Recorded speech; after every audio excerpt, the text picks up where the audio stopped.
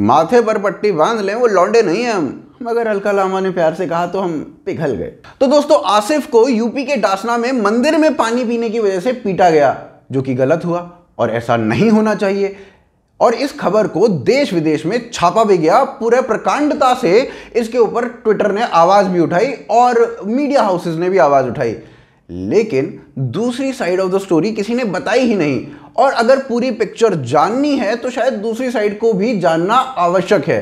तो कोशिश करते हैं दूसरी साइड को भी जानने की और समझने की। आप हमारे साथ बने रहिए, देखते रहिए आज की ताजा खबर।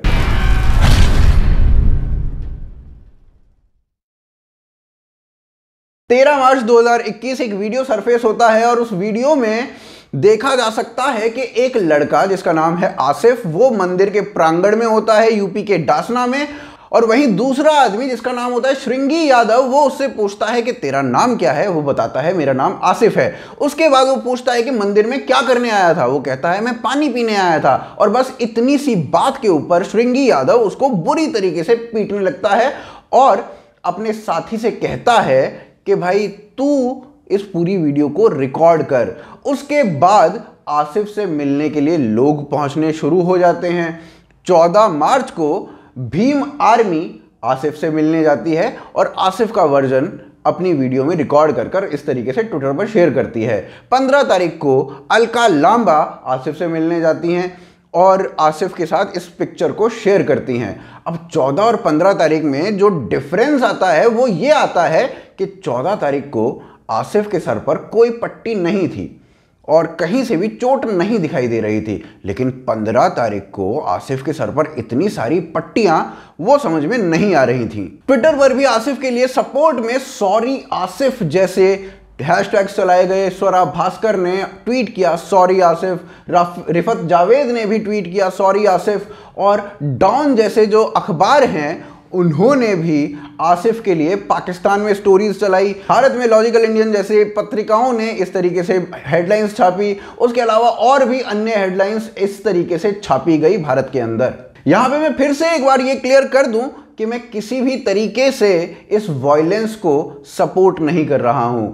जो हुआ वो गलत था, बच्चे को मारना गलत था। पुलिस को बुलाया जा सकता था लेकिन पुलिस को ना बुलाकर मारा गया, पीटा गया, जो कि गलत था। और पुलिस को अपने हिसाब से इस पर कार्रवाई करनी चाहिए।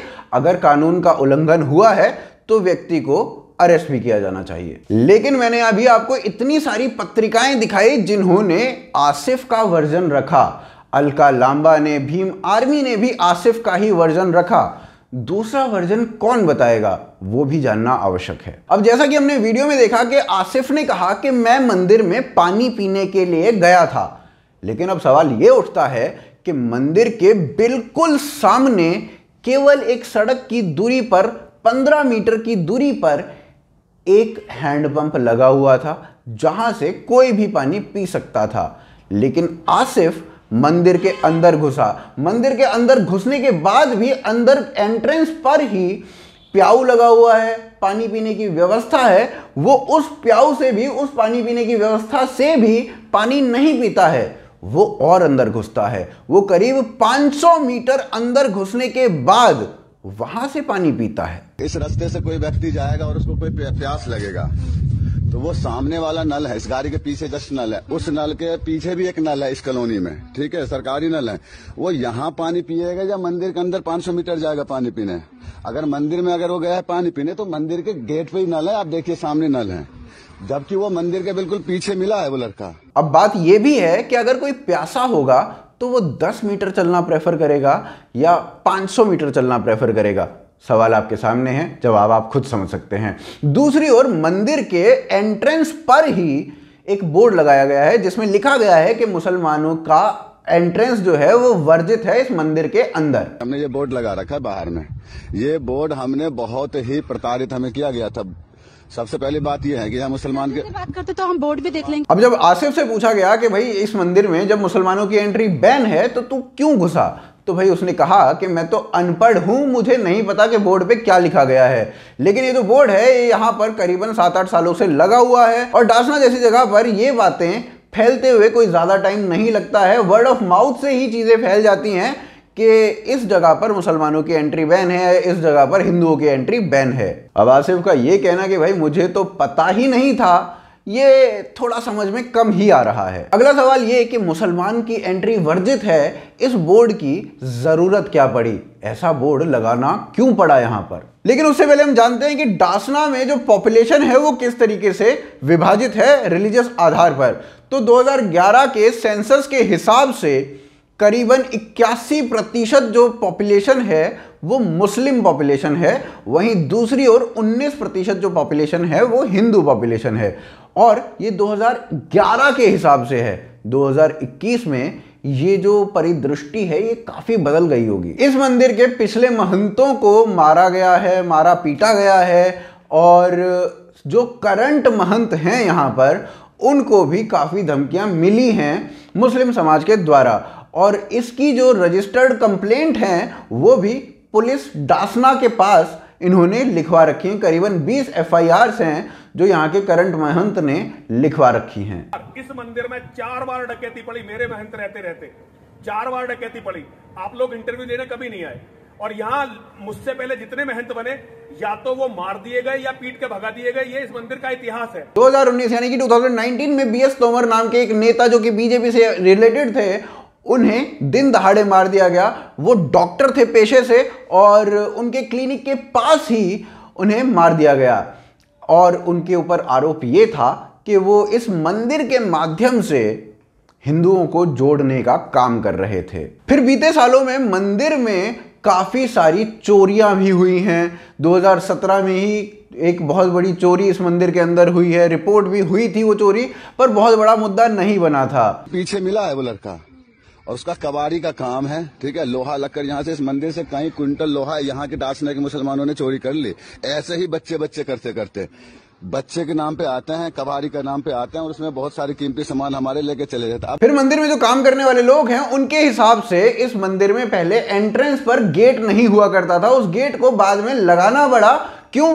क्योंकि कुछ धर्म विशेष के जो लोग हैं वो एंट्रेंस के पास ही जो शिवलिंग है उस शिवलिंग के साथ गलत हरकतें किया करते थे, वहां पर अपनी बकरियों को छोड़ दिया करते थे, या इस तरीके की चीजें हुआ करती थी जो आप देख रहे हैं अपनी स्क्रीन पर। इसके अलावा मंदिर में जो लड़कियां आती थीं उनको भी काफी समय से छेड़ा जाता रहा है, और ये काम भी एक धर्म विशेष के लोग ही कर रहे थे। अभी कुछ साल पहले ही डासना के जो MLA हैं उनके बेटे पकड़े गए, CCTV कैमरा पर पकड़े गए एक लड़की को छेड़ते हुए मंदिर के अंदर, और उसके बाद इसकी कंप्लेंट करी गई, मगर उसके बाद दबाव में, प्रेशर में इस कंप्लेंट को वापस ले लिया गया, ऐसा कहना है वहां के महंत का। पिछली साल यहाँ का विधायक असलम चौधरी, उसके बेटे को पीटा था हमने, लड़की छेड़ रहा था यहाँ पे घुस के मंदिर में, तब तो पिंट ने नहीं करा, ना वायर ने, वो भी तो नाबालिग ही था, वो भी तो नाबालिग था। हमने पीटा था, CCTV कैमरे की घटना थी, पुलिस में दबाव डलवा के ये घटना वापस करवाई। और इतनी सारी घटनाओं को देखने के बाद 7-8 साल पहले इस बोर्ड को लगवाया गया। लेकिन मजे की बात यह है कि जब महंत को मारा पीटा जा रहा था, या महंत को धमकियां दी जा रही थी, या फिर BS तोमर को मार दिया गया जान से, तो ये सारी चीजें हैं। हम 24 घंटे जान के खतरे में रहते हैं। यहाँ PFI हमारा कत्ल करना चाहती है, यहाँ ओवैसी की पार्टी के लोग हमारा कत्ल करना चाहते हैं। हमारी 20 FIR हैं।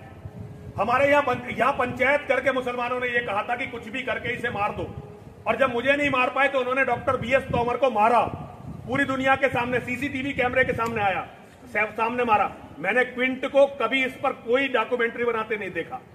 लेकिन आसिफ को जब पीटा गया तो उसके बाद मीडिया में हड़कंप मच चुका है और देश विदेश में आर्टिकल्स छापे जा रहे हैं। आज भारत में आसिफ का मुद्दा इतना बड़ा बन चुका है, स्वरा भास्कर से लेकर बॉलीवुड सेलिब्रिटीज से लेकर आम आदमी तक आसिफ के बारे में सॉरी आसिफ करके ट्वीट कर रहा है। लेकिन 14 साल का एक लड़का कर्नाटक के कलबुर्गी में, जिसका नाम था महेश कोली, वो मार दिया जाता है जान से आसिफ से केवल 3 दिन पहले, यानी कि 10 मार्च को। और उसका जुर्म केवल इतना था कि उसकी एक गर्लफ्रेंड थी, और जो गर्लफ्रेंड थी वो दूसरे समाज से आती थी। महेश कोहली को उसकी गर्लफ्रेंड की मुस्लिम फैमिली ने जान से मार दिया, उसके अंगों को काट दिया गया और उसको फेंक दिया गया।